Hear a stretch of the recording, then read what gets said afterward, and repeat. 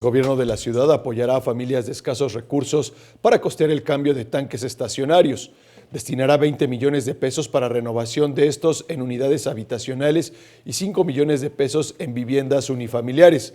Así lo anunció el jefe de gobierno, quien llamó a los capitalinos a verificar que los cilindros de gas LP estén en buenas condiciones y que la instalación en casa no tenga fugas.